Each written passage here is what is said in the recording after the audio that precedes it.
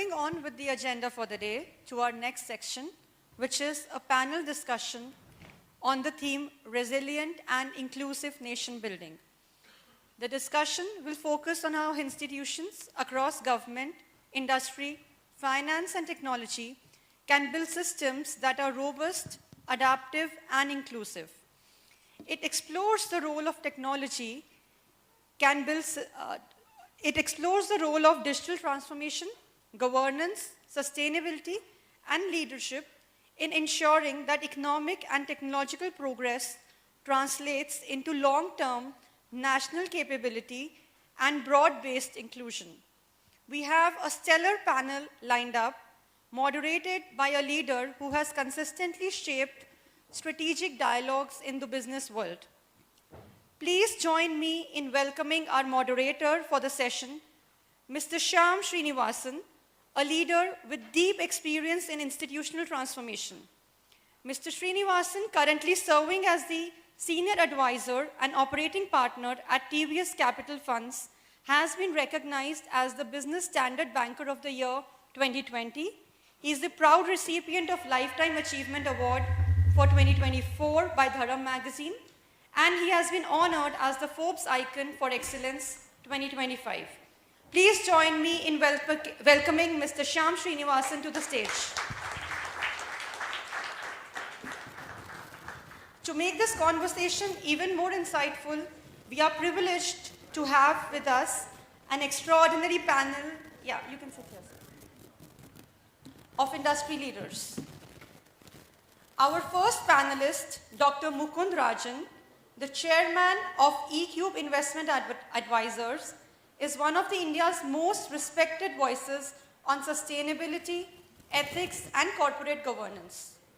Over a distinguished career of more than 2 decades with the Tata Group, he served in several senior leadership roles, including the Chief Ethics Officer, Chair of the Tata Global Sustainability Council, and a member of the Tata Sons Group Executive Council.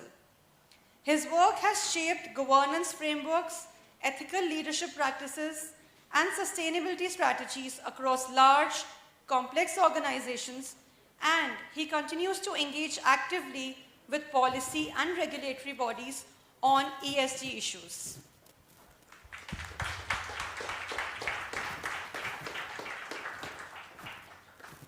Next, we have Mr. Phani Mitra, the Global Chief Digital and Data Officer at Dr. Reddy's Laboratories and a member of its Management Council.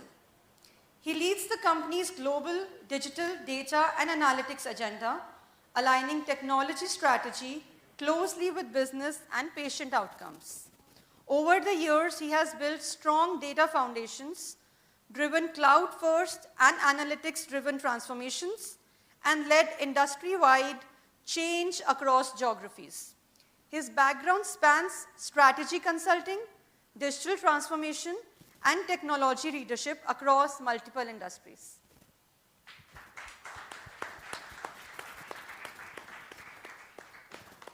Joining us next, we have Ms. Lalitha Indrakanti, the Chief Executive Officer of Jaguar Land Rover Technology and Business Services India, is a transformational leader with nearly 3 decades of global experience. She has played a pivotal role in establishing and scaling global capability centers and driving complex digital and business transformations for multinational organizations. In her current role, she leads strategic enablement, innovation, and capability building for Jaguar Land Rover with a strong focus on sustainable growth, operational excellence, and people development.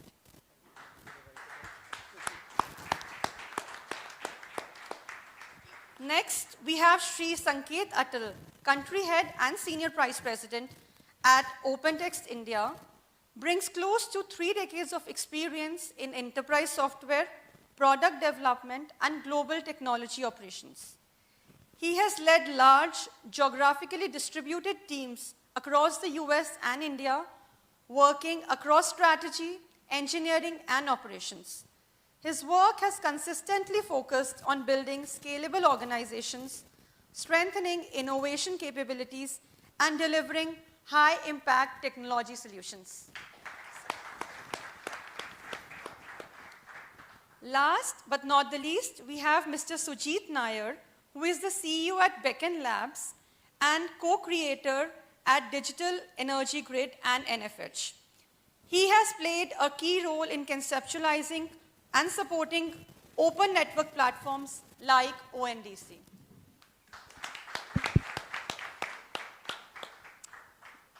To tap in, we did have a couple of rounds of chats amongst ourselves. We concluded that it's best that we use their expertise by answering more questions than we expounding our wisdom upfront. So initially we will have a minor chat amongst ourselves, but please be both prepared and curious to ask questions of all of us. I'm sure there'll be enough wisdom coming out.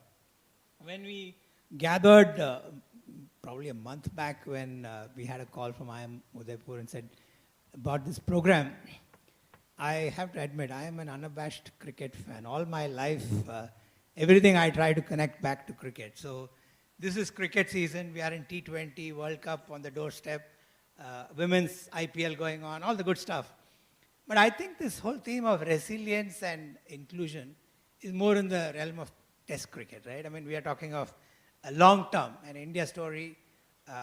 From the time I started working way back in the 80s, the promise, the exceptional opportunity India is, I don't think that's faded off. In fact, with Viksit Bharat being the big agenda for the nation, that's only getting even more visible.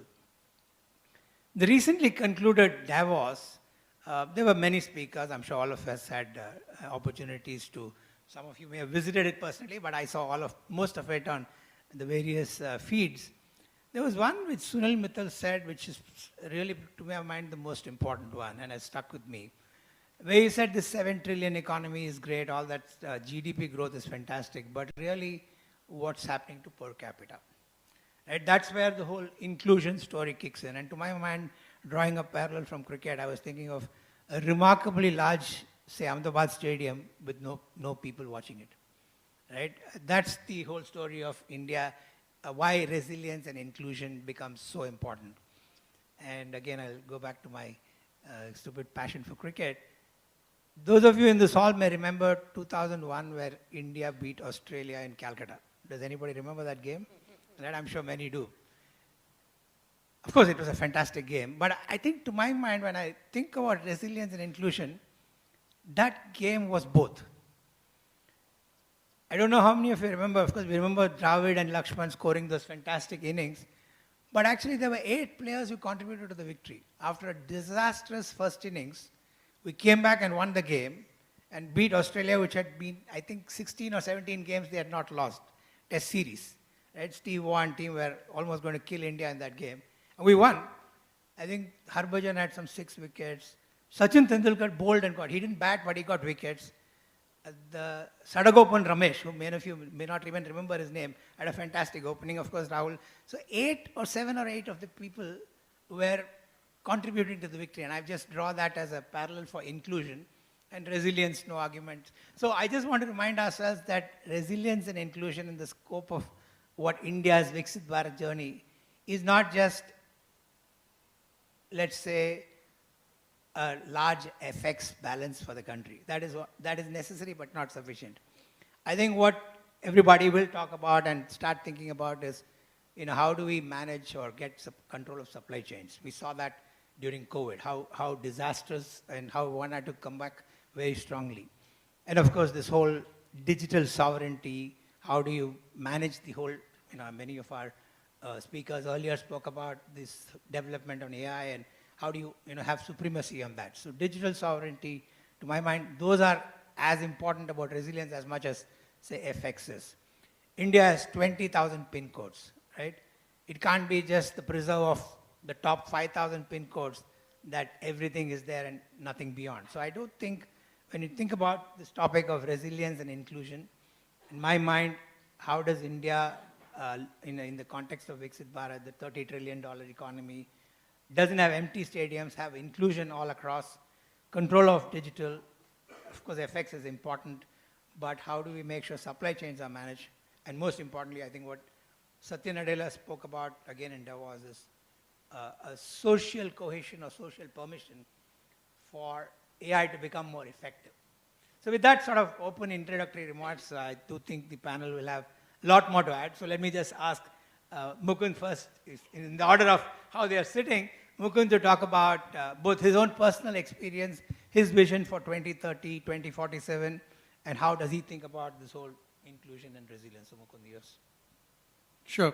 So maybe I'll try and bring a little bit of industry and business perspective, particularly given my long years in the Tata Group, which I think shaped a lot of my thinking on some of these issues. So very quickly on your point about where do you see the future, I'm reminded of a statement the then Tata chairman, J.R.D. Tata, made 30 or 40 years back. He was, of course, chairman for 53 years of the Tata Group and had a very important role in establishing his imprint on the group's value system and thinking about the future. He was asked whether he wanted India to become a great country, a superpower. And he said, no, what I want India to be is a happy country.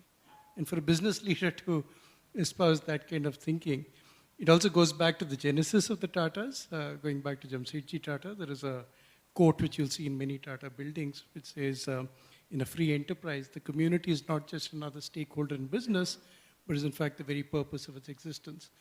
And so if you try and root everything back to your responsibility to the community, it then changes the way you think about why you're in business, why do all of us work hard, how do you create surplus, and what are those surpluses used for? Tatas obviously have a unique ownership model where they're held by charities at the top. So it's slightly different for them compared to maybe other business groups. But what one would love to see is much more embedding of this concept of business responsibility in corporate India.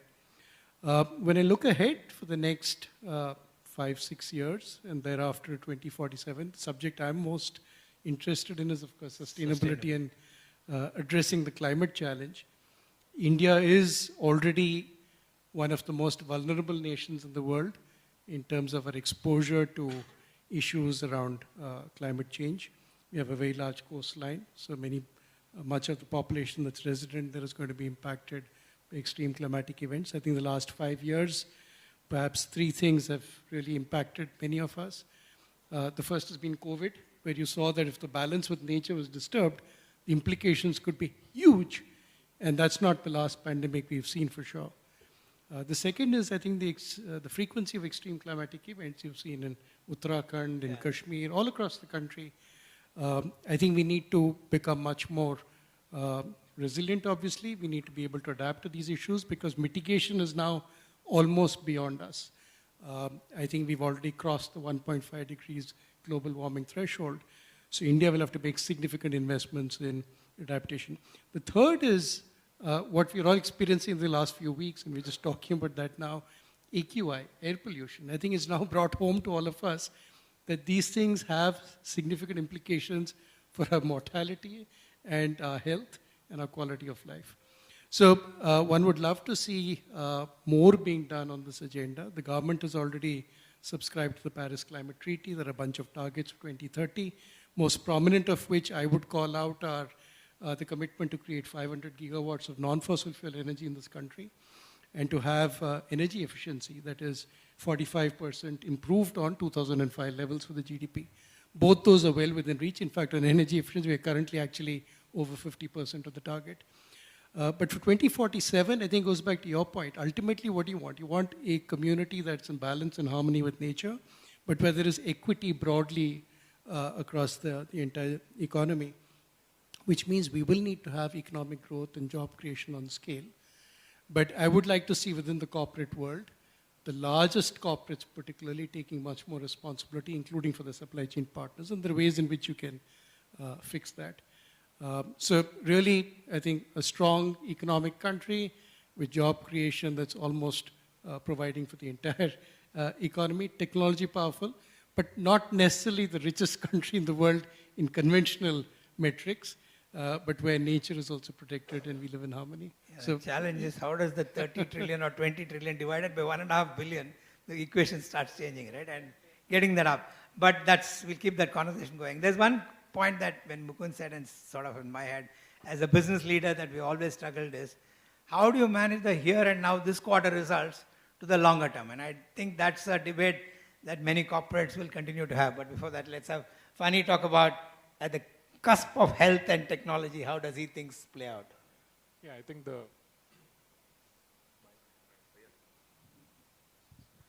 think the point that you made on GDP growth versus the per capita growth actually is a very important one. And at the cusp of healthcare, and to me, one of the most defining moments of an inclusive society is everybody lives with good education, good health, and good financial stability. At least these three, if not a lot more than that.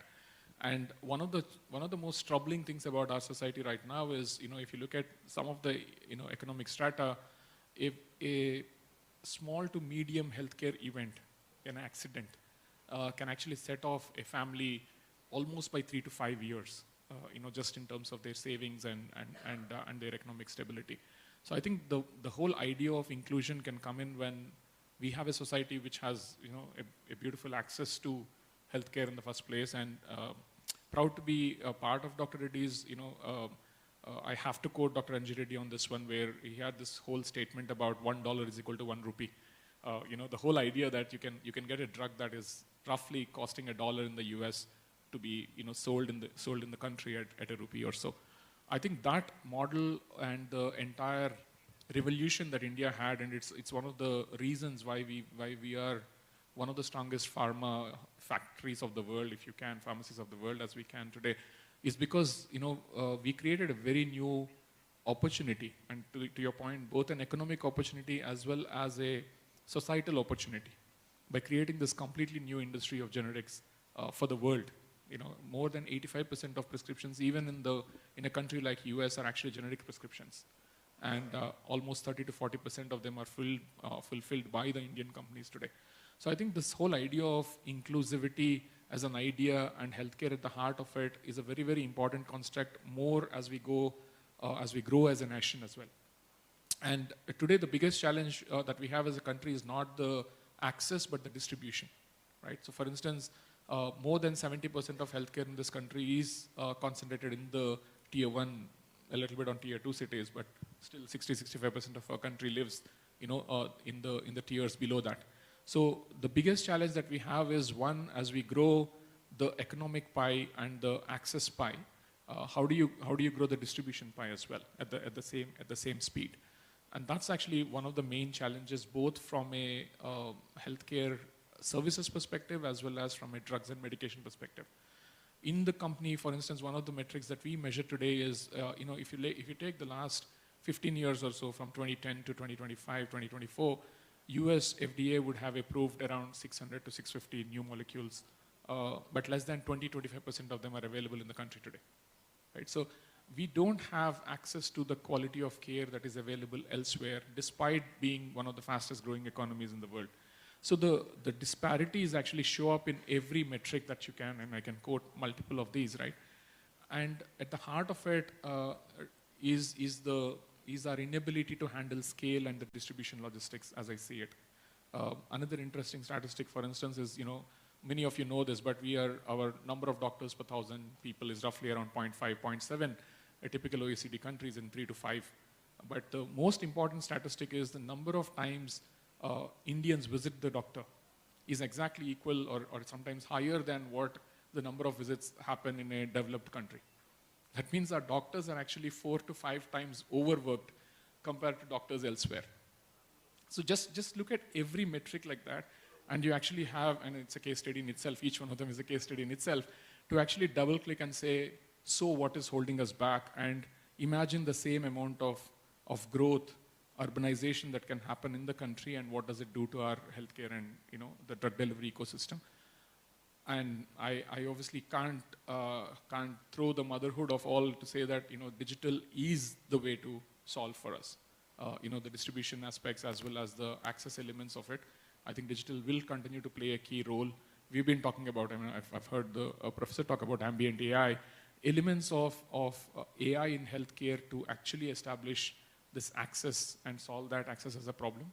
So there are a lot of these interesting things, and so while it's a very broad area, I think if I just have to anchor on one point, our ability to deliver high quality healthcare to every citizen of this country at the lowest cost that this country can afford would be the vision that we should chase for 2047 and have a target like that for 2030 as well.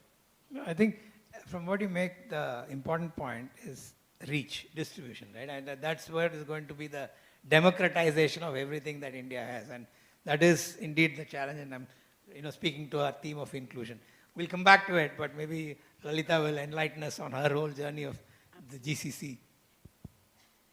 With Dr. Mukund on the stage, I'm not qualified to talk about Tatas. So I'm going to skip that part and talk about... No, he is the past, you're the present. Yeah. Future, yeah. So I think, when we talk about inclusivity part of it, if you look at from a digital infrastructure perspective, I think we've done a great job of putting a smartphone in every citizen's hand in the last decade. But I think now the question when it comes to it, what are they using it for? So if you look at the Uber drivers, if you look at the Swiggies and the Zomato drivers, 90% of the time you see them sitting on the side of the road and watching reels, right? So besides social media penetration, how can we utilize the power of technology in solving the problems like what he's talking about in terms of can we make them utilize that for solving the real problems, the healthcare, use of AI. There's so many more things we can do. So it is not about the penetration of the technology, but it's the use of the technology that will really change the inclusivity for me. And anytime we talk about the vision, short-term and long-term, I think essentially the one thing which can change, the whole future of it is access to education. And from an access to education, I think we have to really build skills in a broader sense from a capability perspective in the country. Make it accessible to people in terms of the skills, mentoring, bringing them up, and prepare people for a much, stronger for the days that are to come. As long as you build the skill, capability, and agility, I think resilience will follow. So if we have to really look at a resilience nation by 2047, I think that starts with taking the steps now in terms of increasing the access, building the capabilities, building the skill set. For me, the future of 2047 is all about how do we build a broader skill-based or the broader industry-based, innovation-based country from that perspective. And for that resilience to happen, the things has to be done now. The agility has to be brought into the system and capabilities has to be worked on broadly. That's my point. I think the point you make, and just to sort of bring it up, in the journey of inclusivity, creating more jobs is crucial, right? And that's the biggest journey for the country. And it is not urban-centric. It's sort of across the spectrum and across the pin codes. And I do believe this whole, as I'm learning now, GCCs are probably going to give India that opportunity to do the front office for the world also, from moving from just being mid and back office. And how do we train skill? That'll be another one. But Sanket, your thoughts on technology? You're a visionary in the technology space, so maybe you want to give us. Sure. Going after a technologist, I have to carry forth the message. Essentially, it's all about democratization of access to technology. One of the things that's always irked me, I grew up in my career in the Silicon Valley, and the thing that always irked me is, Silicon Valley is seen as the big innovation center, and that's where all the big things are coming from and the big unicorns. We are a culture of entrepreneurs. Entrepreneurship is in our blood. Around every corner, somebody or the other is opening up a shop or whatnot. So what is the barrier to entry for people to be able to do those kind of great things? Things have improved dramatically over the past so many years. One of the big breakthroughs was providing computing on tap, which we know as the cloud today. So anybody in India, anywhere, can get access to cutting-edge computations and be able to compete with anybody in the world. The overhead of creating a data center, for example, is not there anymore. You can create a data center using a credit card within a matter of hours. So that's huge. And then the other problem that happens is access to data. So I'm working currently for a company called OpenText. OpenText is all about information within enterprises. Now, everybody here has played around with LLMs in some manner? Yes? Raise of hands. Wake up, please. So the LLMs of today have been mostly trained on publicly available data. Okay? And this data is probably around 15 zettabytes or some number like that, right? What is super interesting is 10 times that amount of data is there in enterprises and it has not been tapped. And within the enterprises also there are all these silos of data that exist and one team does not know about the other team's data, etc. So for an enterprise to succeed and for various roles within the enterprise to succeed, providing good, clean, easy access to this data is absolutely important. And that's a puzzle that needs to be tackled. So my company deals with, managing this data, but the entire world deals with AI. And so OpenText is getting into AI as are other companies. And the fundamental goal is how do we get everybody to enable all the workers with all the data that they need. Remember, governance and security is super important. So all the data that they need so that they're effective at work. So that's one area that is super interesting for me. The other one, as Lalitha mentioned, is about education and students. So one is, being able to provide education, but, there's always this imbalance between somebody educated in, a first-tier city versus a second or a third. And how do you make sure that they too have access to the right technologies, the right data, to be able to do world-class stuff? Why does location prevent you from doing something? And that's a puzzle that needs to be solved. When I was doing my MBA, my finance professor used to say, a great source of wars earlier in China, for example, was, they originated in remote areas. And to be able to counter that, they created roadways. So connectivity really improved the ability for people to connect with each other, and hence that reduced the number of wars. So likewise, we have a war of discrepancy of access, discrepancy of status, what may you. We need to really solve that. Somebody sitting in a village having access to latest technology should be able to create stuff using a 3D printer. Why not? Lots of this kind of stuff is going on all over the world. To be fair, I have seen in various colleges around India, 3D printers are prevalent. But providing that access to almost every place in India is super important.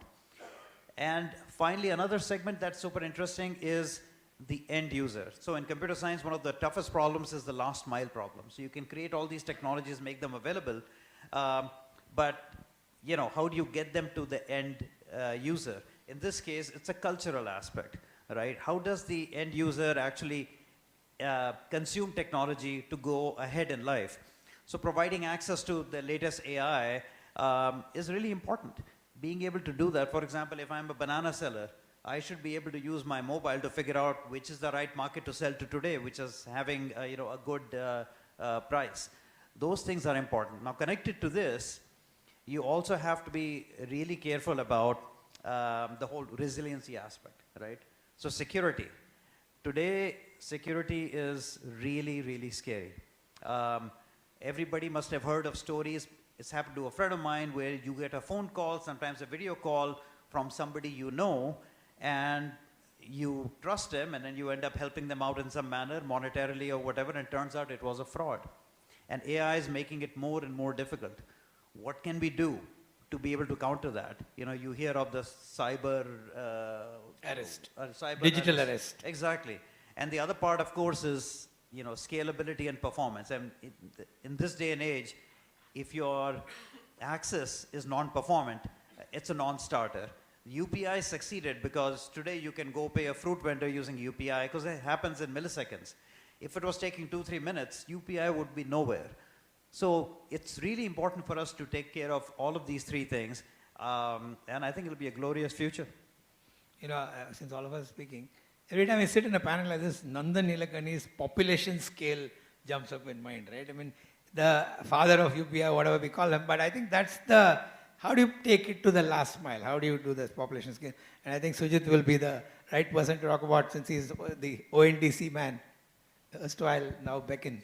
Yeah, no, thank you, Shyam Srinivasan. In fact, taking your cricket analogy and metaphor, I feel like, you know, the tailenders begin, and here, more like Anil Kumble batting, not bowling, facing a McGraw or a Jason Gillespie. So I'm going to do a swing or a miss in this. But, you know, as a Hyderabad kid, I have watched VVS Lakshman play in the grounds here for Ranji Trophy in the 90s. So great memories. And 2001, the test match was truly phenomenal, you know, bringing back old memories of my little exposure to the greatness of VVS Lakshman.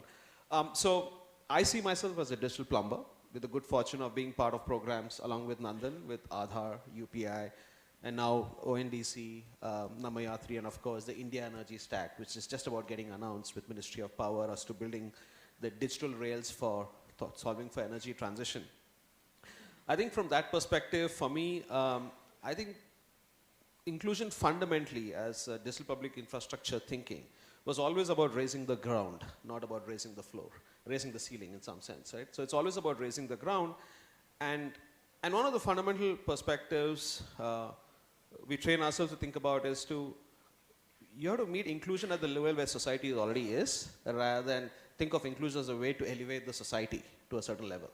And that's why I think the example of UPI that Sanket so articulately put it, is fundamentally about making UPI a population scale habit, rather than making this a very highly complicated nuance that people have to struggle, because that cuts out the agency for people to use it every day. So I think a 1.5-page specifications truly changed how country does bank payments. You know, we used to do 150 million transactions a month. I mean, that's like less than what Portugal does for the size of the country. Today we do 21 billion transactions a month. And all that happened in 8 years.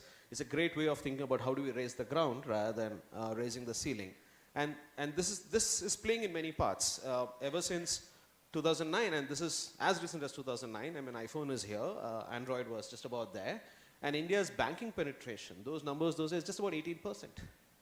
18% banking penetration for a country with full of adults and young population, and pretty much in 9 years, we went from 18% to 85%. And I think it's unheard of, even in an industrialized country, to take that leap. You know, Bureau of International Settlement said it will take 5 decades for a country to do that. We did that. Maybe because there's a way we started asking those questions differently in this country. And DPI kind of enabled that. So instead of saying, can we take banks to the villages, we started asking, can we take banking to the villages? And this is all about solving access, meeting society where it is. And that's where I think some of the digital public infrastructure is definitely putting inclusion in the front and center of the conversation.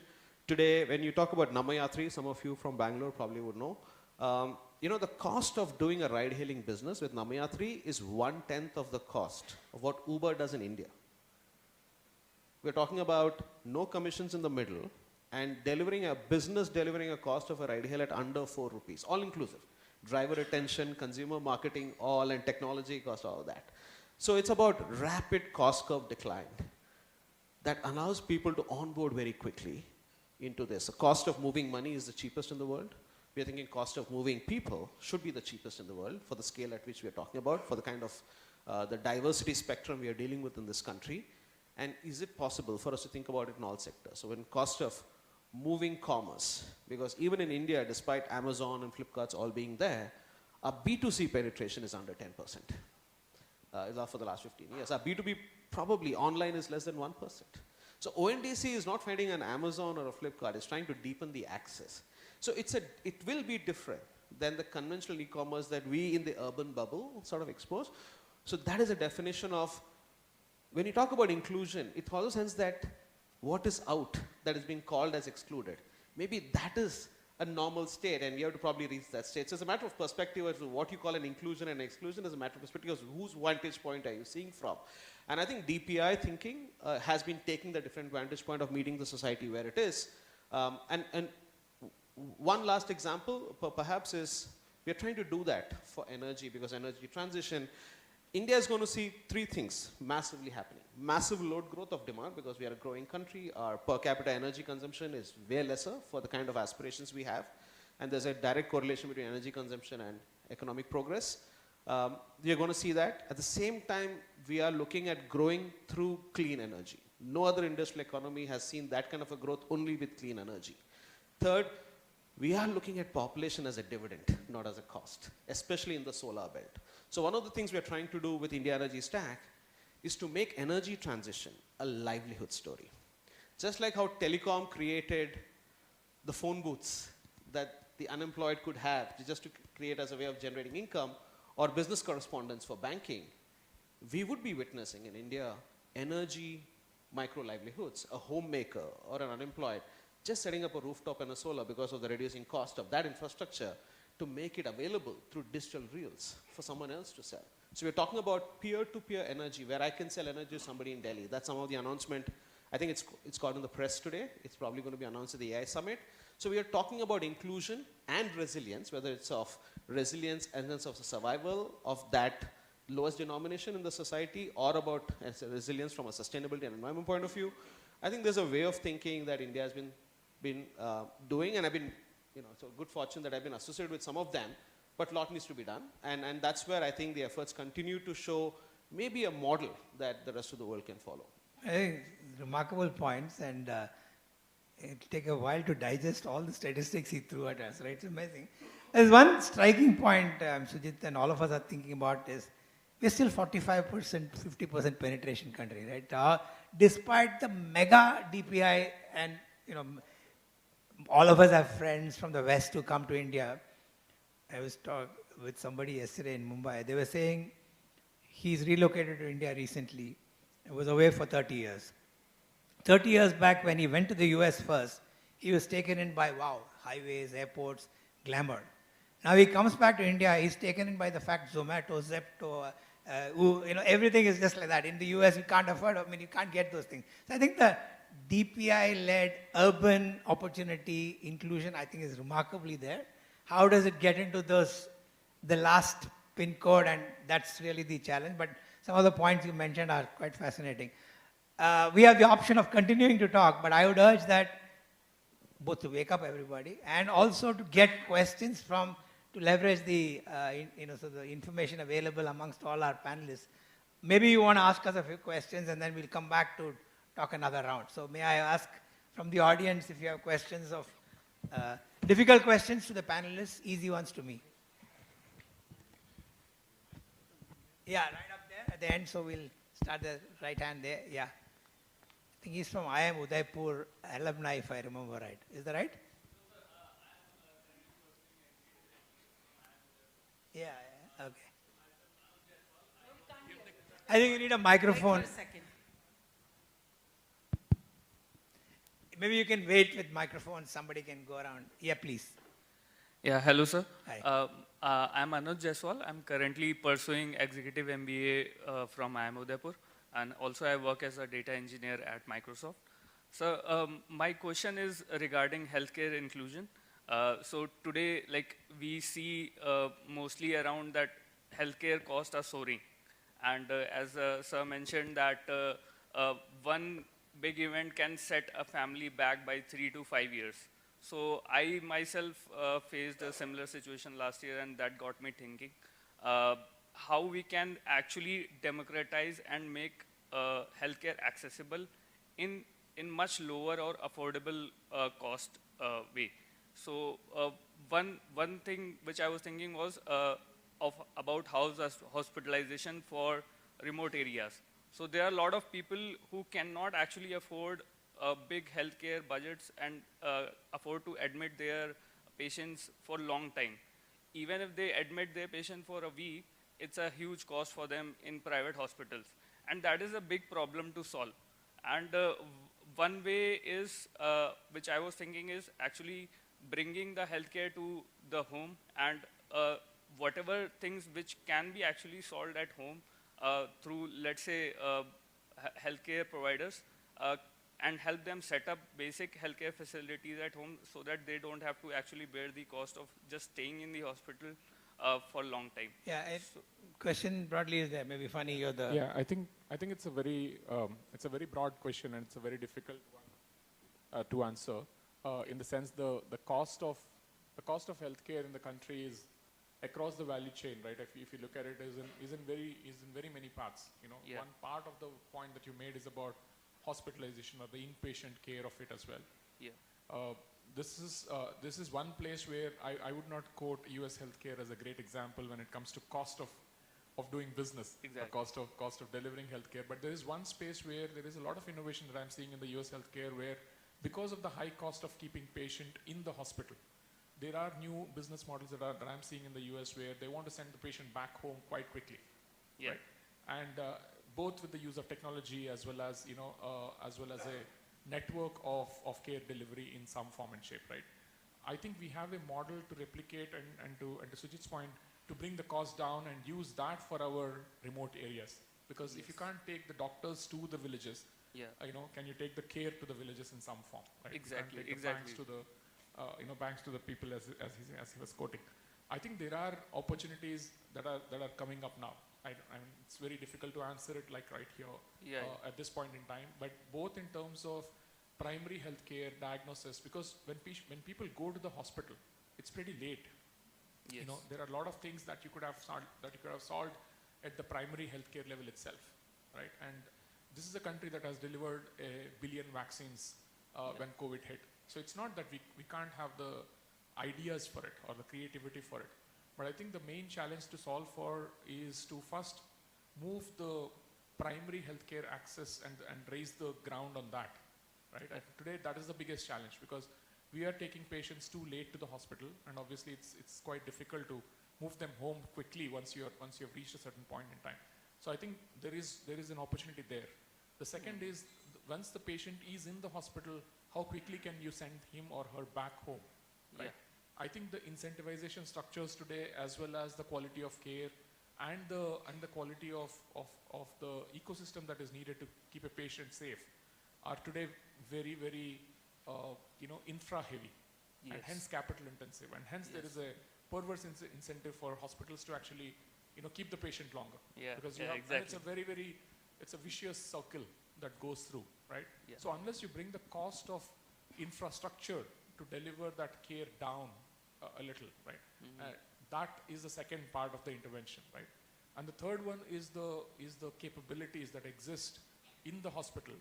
How do you make sure that these capabilities get democratized and the distribution goes, closer to home or closer to the villages or to the tier 2, tier 3? I think these are the three broad areas to go after. There is great work going on right now. There are innovative startups, like for instance, some of you must have heard of Pristine Care, where they're taking doctors to the tier 2, tier 3 cities for, a day procedures, for example, Yes. right? Some of the specialists from, Hyderabad or Bombay actually visit some of these, tier 2, tier 3 cities, deliver care there, and then come back. Yeah. So where the hospital utilization or the infrastructure utilization of a particular hospital in that town actually goes up, as well as the specialist gets the minimum, scale for him to actually make that trip and so on. So I think it's a broad question. I'm sorry if the answer sounded too broad, but it's also difficult to answer it without breaking it into pieces and going after each one of them, very, very systematically. I'll just add one point to that. I think, as you mentioned about the primary healthcare being a big part of it, preventive healthcare. That's another massive area we need to focus on, because I know a lot of people in my circles who still do not get an annual health checkup done, despite of the fact that getting an annual health checkup costs have significantly come down in the last couple of years in the country. So education, again, I go back to the point of education in terms of why do we need to do that, what to look for, how does it help, how do we prevent, is also another major thing we need to really penetrate into the society at a much broader level. I think Mukund had some point to share. Sure. So actually it's related to also, first of all, thanking Udaipur for organizing these kinds of sessions, because I think awareness is so important to generate. And I'm glad we're talking about these kinds of issues. I just wanted to bring out one element which is a little bit of a caution. In the healthcare space, for instance, we've all been reading the newspapers, the pink papers, large number of acquisitions which private equity firms have made of very successful hospitals. And slightly growing concern that will this eventually lead to us seeing actually healthcare costs go up. And those who can afford, the more wealthy will benefit, and those who can't could potentially get displaced into either absent or poor quality healthcare. You've seen in the telecom sector, we talked about the importance of data services. That's been a real revolution in this country. But quite recently, one of the chairmen of one of India's largest telecom companies said there is no option but to raise ARPUs, the average revenue per user, and to push up pricing, because he claims they're all struggling with the kind of infrastructure they have to manage across a country as large as India. And therefore, if you see data prices going up, what has been partly responsible for the revolution of putting a smartphone in almost every other Indian's hands could potentially be impacted. Recently, you saw the same thing with the quick commerce industry, where there's a fair amount of questioning about what gig workers get paid and the pressure on them to deliver sometimes at significant cost and safety. So I think on all of these issues and more, you will therefore need to have public policy perspectives, and government will have a very important role in a country like India to ensure that the services that you get will always tend to be inclusive. And beyond a point, industry, and having come from India's largest conglomerate, I can say that industry's intentions are not always the most benign. There has to be also an effort to control where you see power getting aggregated. And you're already seeing this debate in the US, where the tech stocks are now dominating the stock markets, and people are concerned about how much power individual companies have to shape our destinies. Yeah, I'll just add one thing. So tech is not all that bad. It depends how you use it. And the other part is, there's a lot of focus on hospitals, right? How long do we stay? How long do they get discharged? One of the big problems that people in the US have is sometimes they get discharged too quickly, right? So I think there are checks and balances there. But, recently I read this article about these health check kiosks that have opened up in China, and they're proliferating across. And so oftentimes what happens is, an early diagnosis, like what Lalitha was talking about, is helpful in preventing stuff. And the numbers were amazing, that the number of kiosks has grown, people get that, they tell you what drug to take, etc. And you're okay. You don't need to go to the hospital, right? You prevent stuff. So I think careful usage of technology to be able to kind of prevent the actual inflow of people into the hospital is one of the key things that we need to focus on. Otherwise, we'll always be with the most populous country in the world. I think just the You last. triggered a good point. I think it's a very passionate topic in that sense. But I think the ABDM, the Ayushman Bharat Digital Health Mission, started off quite well actually, and of course had its own start stops in that sense. But it's an opportunity for us to actually democratize the healthcare data. Because one of the things that ties people to hospitals is their healthcare data being stuck with one doctor or with one hospital. And it is actually a great opportunity to actually get the digital health records of people, available, into the hands of people as well, but also anonymized and made available for a larger, opportunity to actually look at what kind of diseases, what kind of procedures, what's happening in this country as well, right? The visibility to that data with an ABHA ID, for instance, can also kind of kick in a very different revolution, and I'm quite hopeful. I think the one thing that's in my head is Sujith's point. The Namayatri, the rider, the whole cost is some 4 rupees or something you mentioned. That is like game changing. Now, is there something in the equivalent of that for healthcare would be the ultimate answer, which probably addresses the point of, because India, the big infrastructure cost, right? Mukund also pointed out, the infrastructure cost is our biggest challenge. So how does that get handled? So I'm sure there are many answers to that. So maybe Sujith. There's so much wisdom packed into those responses. I was only listening, but there's this one insight, maybe you may be relating to this, about 9 years ago, I think the multi-drug resistant TB that was rampant in Bombay. So we were trying to do something called, I think it's called Nikshay now with Ministry of Health. We're trying to understand what is the societal behavior that makes this TB rampant. And one of the things we discovered, and we didn't know what to call that pattern, so we started calling it the healthcare distance. We realized that a person, for things like symptomically not revealing anything, is just a cough. The number of touch points before it actually gets detected is 69 for an average individual. So and the most trusted advisor in the societal fabric of healthcare is not a doctor, is that local chemist. And that's where it starts. And if there is, to your point, if there is a way for, and this is one of the things that we have to think about as inclusion, who owns the healthcare data? It should be the people. We don't have a way to give it back. If there is a low-cost way of giving it back to the individual, and if the individual finds his own self-seeking, self-organizing way of finding care, maybe there is a way to bring some of this. It could be a healthcare kiosk. For me, that's actually a living chemist who's acting as the kiosk today. But maybe there's a way to bring that capacity into this through this trust and verifiability and letting the people own their own, whatever little, not calling it like a big longitudinal healthcare file, but whatever little that can be used. Because this part about how society reacts to healthcare sort of capacities is a very, very interesting. And we've seen that even with pandemic, but I just thought I'll bring that up as to how we should probably think about a systemic refresh in the way we think about it. It is a good one, but just one, my own bias, maybe the older version.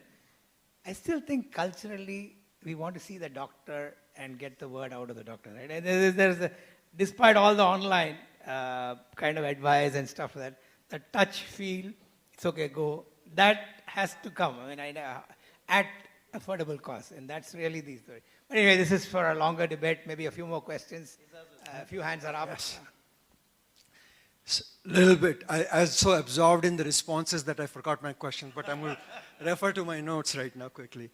So quick comments and then your reactions.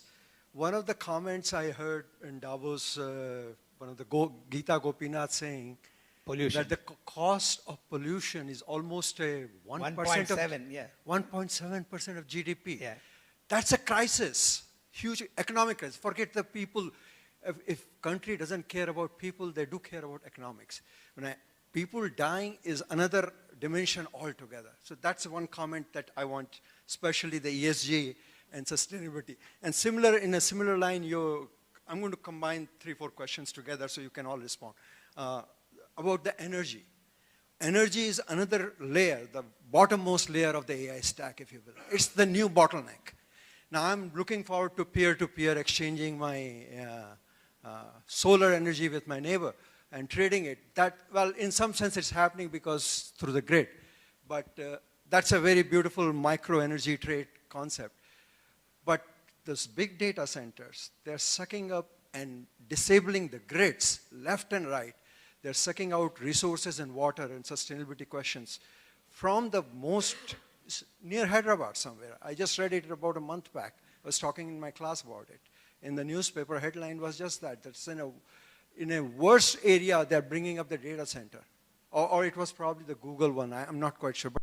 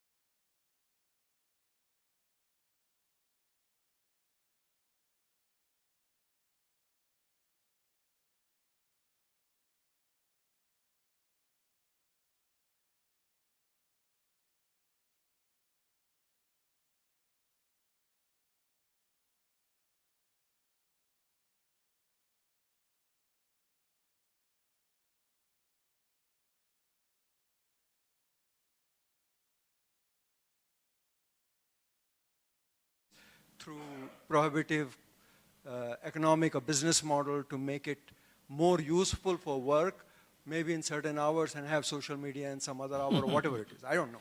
Your reaction. You will have a revolution if you even suggest that, right? But I think the one point, since you mentioned Davos, which did prominently come through, is the AI, for its sustainability, social permission is crucial, right? Otherwise, this whole thing is going to crumble. So maybe Mukund will talk to us about the sustainability aspect, and other panelists will come in, but maybe you want to lead that. Sure. So unfortunately, I think the truth of the matter is too often we respond when something becomes a crisis. Till then it keeps building up, building up, building up. But then you reach a tipping point where it becomes unacceptable anymore to accept the ongoing crisis, and then action, reaction, all of that follows. I think we're beginning to see that in India today. So on air pollution as a case in point, we've known for many years. I mean, Lancet has published studies back in the day talking about the number of lives that have been lost and reduced mortality because of air pollution. India has been known to have, I think the latest count, 19 of the 20 most polluted cities of the world. So these are not new statistics. It's not that people are not aware. Oftentimes the issue then gets subsumed in, but you know, we need development, we need better incomes, we need jobs, how can we cut back on the things that cause pollution, whether it's coal-fired thermal power plants or traffic on the roads, congestion, all of that. We have to live with it. At some point, we can aspire to a better quality of life. But things are changing. I think one big change was 2018. The Supreme Court, for the first time, when it was hearing this case, which the auto industry brought in, trying to resist the implementation of Bharat Stage 6 norms on fuel quality. We were going from Bharat Stage 4, BS4 to BS6, bypassing BS5. And the auto industry, which should have been as concerned about pollution, was trying to block it, saying this is going to result in much more capital expenditure. We would require time to sort of move our technology further. Public may not be able to pay the higher prices of the products, so give us more time. The Supreme Court said nothing doing. If something is going to interfere with the quality of life of the communities, then we have no option but to find in favor of the public. And they actually said quality of life is part of your right to life. And subsequently, in a 2020 case, they've included climate change as one of the issues that impacts quality of life. So we're slowly getting to a point where people are saying this is unacceptable. My quality of life matters. That's why earlier I mentioned COVID, I think, reminded all of us we are stuck in the homes, how important nature is. So the first time people started listening to the bird song in the gardens in the north of India, people said for the first time they could see mountain ranges not blocked by smog. So I think that sensitivity is coming. There will need to be a dialogue brokered ideally by the government, political parties, between civil society, industry, business, with the media playing an important role in highlighting these issues to figure out what is the best way forward. But I think it's not that people have not been aware in the past. Even at the global stage, my mind goes back to 1992. I attended the Earth Summit in Rio. They talked about Amazonian deforestation, tropical deforestation, and the impact on global warming. 33 years later, where are we? We've made very little progress, and in fact, now we are bypassing all these planetary boundaries. So I think it's a function partly of awareness, which is now much improved, crisis, which is coming now thick and fast, and finally government exercising its role as a regulator and enforcer to ensure that, based on a conversation, we decide what are the rules we want to implement and then implement them strongly. Because we are at a management school conference, there are always 25, 30 problems to solve for any society. We kind of always, putting them in a pecking order to say what is more important. Should we create jobs or should we care for the climate and so on. So I think at least I am quite optimistic about how India prioritizing things. We are not letting it go off to a tipping point, in my view, that we're creating enough problems but solving them fast enough. And I think that's probably the right way to grow, because we can't stop the aspirations of people. There are billions of people, and the problems that are probably relevant to the top 50 million people will not be relevant to the bunch of the others. I think that is the most important part of the topic as well, that inclusion means that we respect the size of the problem from the perspective of the people who matter. And that I think is the tough job of governments and public policy makers, if I say. Yeah, and I'll just add to that. Whenever pollution is mentioned, it's always AQI, air quality, etc. One of the thing that really irks me, no matter where you go in India, I live in Bangalore, there especially, is the garbage that's all over the city, right? That is pollution. And I don't know what's being done about it. I read articles about China having created these energy producing centers that basically consume garbage. My goodness, we can supply them for like decades. But I don't know if anything is happening in the industry to address that, because, you know, all the cities, the impression that is cast on the citizen and all the visitors is absolutely horrible. Sanket, there is, I think the challenge for India is there are islands of excellence. Recently, you must have seen, there's a forward on how a Chennai-based company is making furniture out of garbage and waste, right? But it's isolated, it's in one location. That's scaling up, and I guess the biggest challenge for us is population scale. How does every idea become mature to that level? That's the, like, you know, Mukund pointed out, the developing economy problem, right? Everything needs investments. So prioritization, where are we going to do? So, but these are long debates in itself. So, should I take the one on energy? Yeah. It's a great question. So I think the clamor for energy by data centers, of course, is very really felt in US more than India, because I think for a long time US did not see that kind of a load growth for decades together. Most of the advanced economies, and suddenly seeing this surge, largely not coming from consumer demand, but from, you know, AI-led demand for energy. So therefore, there's layer pressure. So Virginia is like crowded out. So there's real clamor for energy. In fact, there was this big paper by Goldman Sachs. They call it the foreign policy, data center foreign policy conversation. So there's literally a whole data center energy conversation that's happening, where probably what are the cheaper sources of energy. India definitely offers a playground, and we've started seeing 1 gigawatt data centers coming up. I think the one you are alluding to in the coastal Andhra side. I think the only way you can solve for equitable distribution of energy when there is bulk power demand coming from data centers and industrial, I would say even our bus depots, just to put things in perspective, a depot of a TSRTC depot would have about 100 buses that will have, each bus is about a 500 kilowatt battery if you want to make buses electric.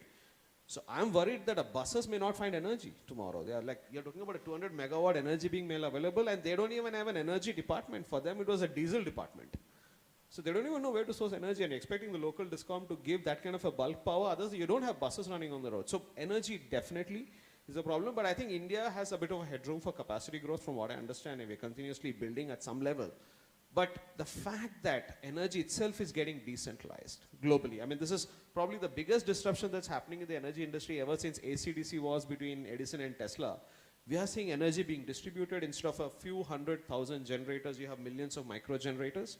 We are talking about bidirectional movement of energy or the grid, and a whole new models emerging. I think what was missing is this new way of coordination, because the grid was probably unidirectional and worked in a certain way of the value chain.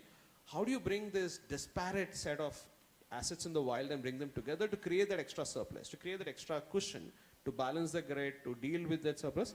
That required a coordination layer. And I think Indian government is taking ways to kind of bring a digital coordination layer to do that. So in a way, we are addressing it, and we are harnessing what seems to be the solar dividend we as a country have to generate this. Because literally harnessing the sun and generating is at low cost. It's the access that is a high cost. If we solve through digital, we should be able to manage this a little bit more. But bulk power demand of data centers requires definitely grid growth, capex investments, but that will happen. So we'll be able to balance that in a way. I mean, that's the kind of like an answer for now, but we'll have to see how that plays out. I think the lady there had a question.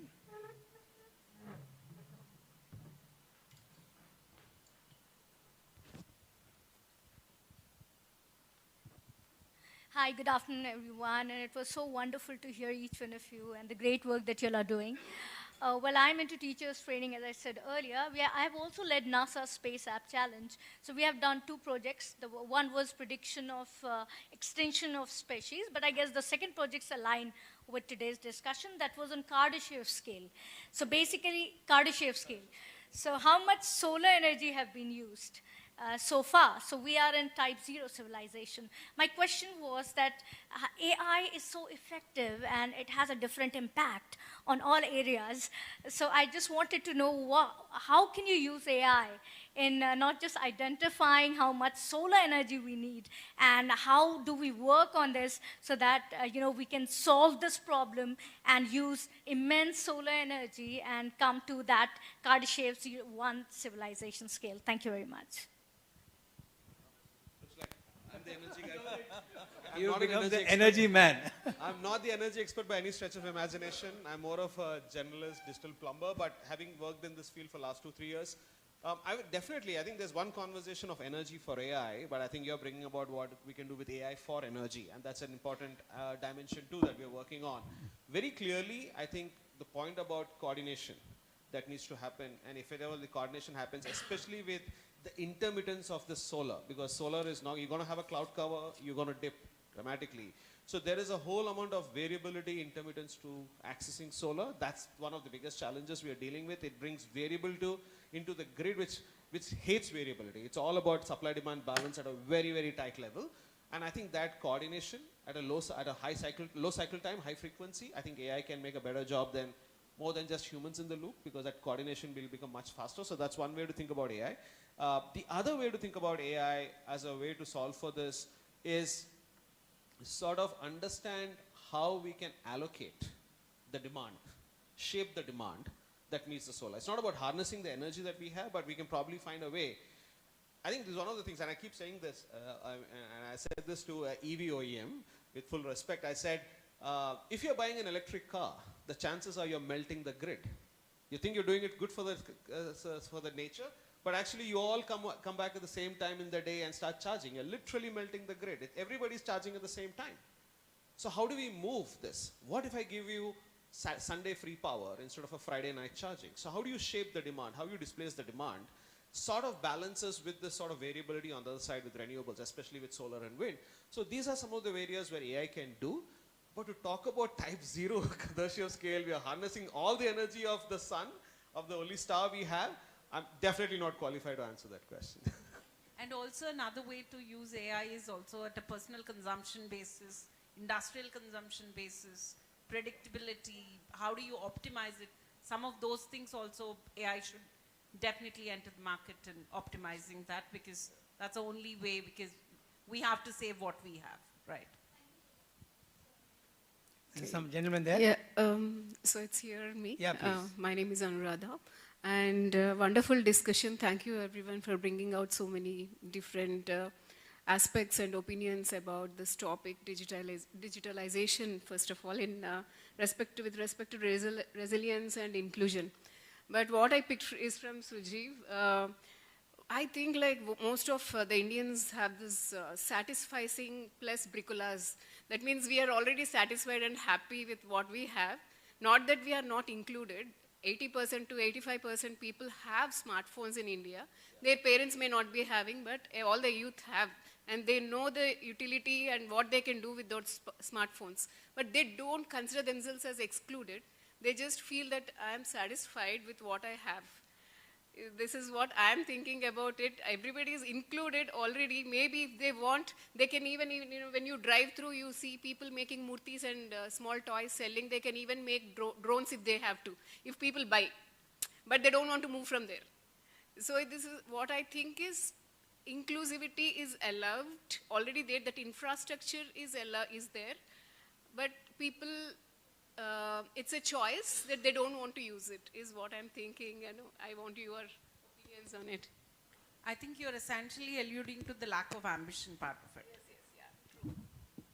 You know, I have this theory that we should be happily dissatisfied. And that is life, right? You know, I don't profess to be a fan of Trump. If anything, he said one line I like is this thing about being happily dissatisfied. About himself, one of his Truth Social posts was that I'm always dissatisfied, but I'm always happy. He's happy with harassing others, that's a different story. But I think the genetic code of all of us has to be restless and positively dispositioned towards. And your point on people are feeling satisfied, I think that's superficial. We have to scratch that further.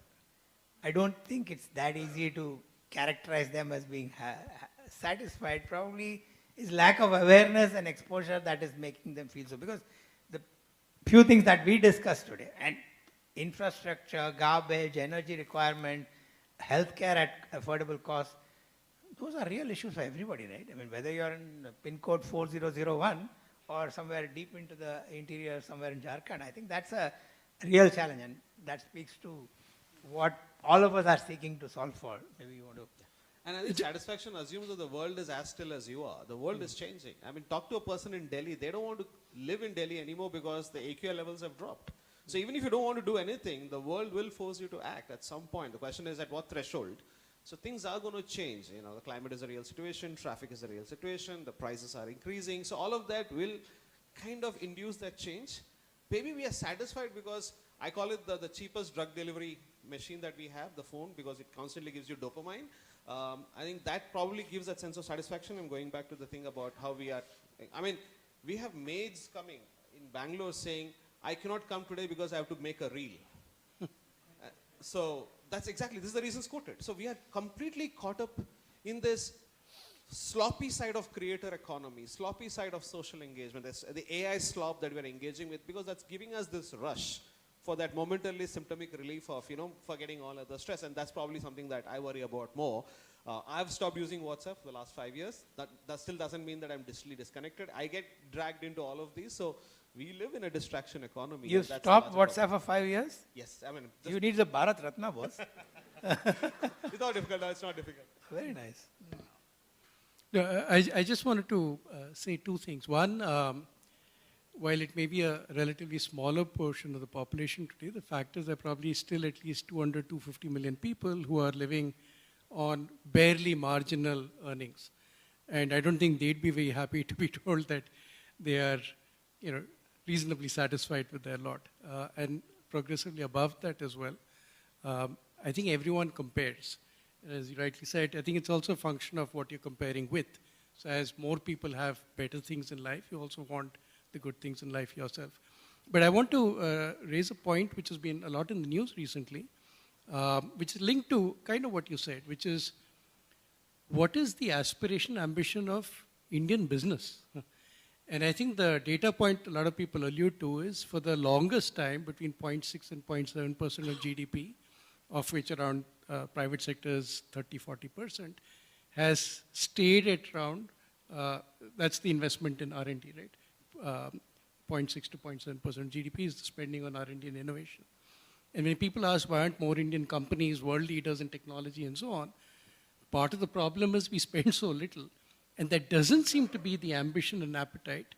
Now we're beginning to see some of it at the unicorns and startups, but a lot of the large corporates who dominate the Indian industrial landscape haven't yet demonstrated that risk-taking interest and willingness. And the question is, are they just comfortable, happily complacent, occasionally make the odd acquisition which, you know, brings in something that allows them to continue to shore up their top line and to some extent the bottom line, but ignoring the vast sets of, you know, challenges the country has and the opportunities to make a difference, which will require innovation, cost reduction, very interesting ways of creating new business models.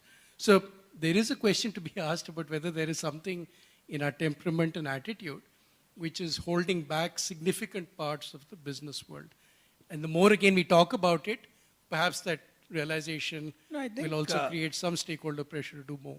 That point is probably where one of the earlier discussions we had, right? Managing the near-term versus the longer-term conflicts that corporates have. If I put in X billion dollars towards investment, I have so much to answer for. South Korea probably is one of the examples, right? In the 60s and 70s, how they motivated industry. I think the public policy, which you alluded to, government, industry, even our PLI schemes to some extent are that, right? Can that be at scale?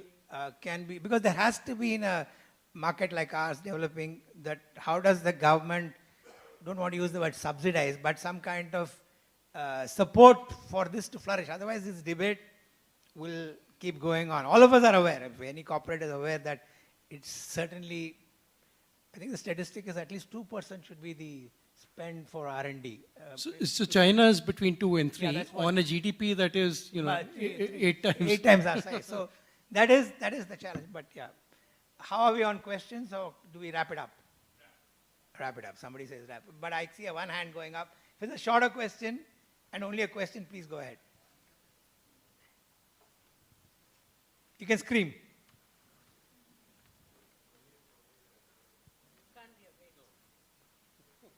Did he say nobody? Hello everyone, my name is Bharat Purohit. I'm into Irish renewable energy and I'm a chartered accountant.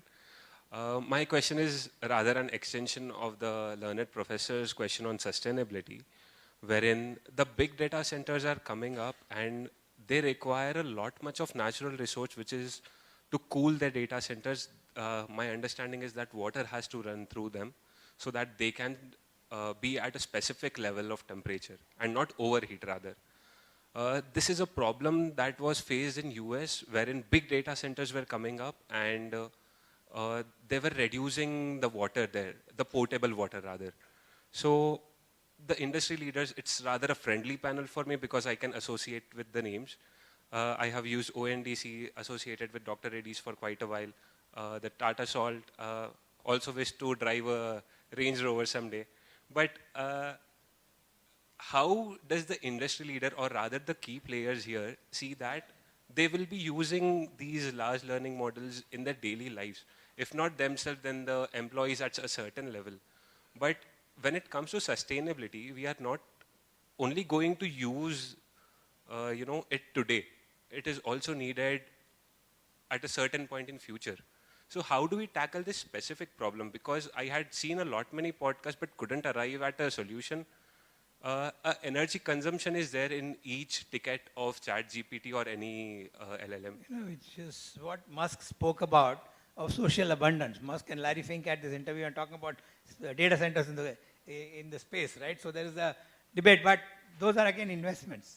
Yes. And just costs. one quick update from any of the panelists would be really helpful. So I have a very contrary view here, so maybe I'll go first and leave it as a thought, right?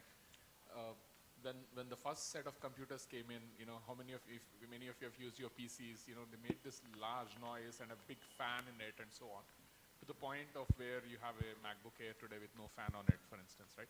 I think we are at the very, very early stage of this entire AI journey. We've just started, so we're going to be energy inefficient. Any problem, I mean, if you see human evolution, we always start off creating something in a very, very energy inefficient way. Tapping two stones together to make fire, for instance, right? That kind of stuff. So I think you have to see it in the perspective of that journey. And to judge the technology or judge the evolution of a technology when it is very, very nascent, we're probably not even like born in the large scale of where AI will be in the next 20 years, maybe when we say 2047.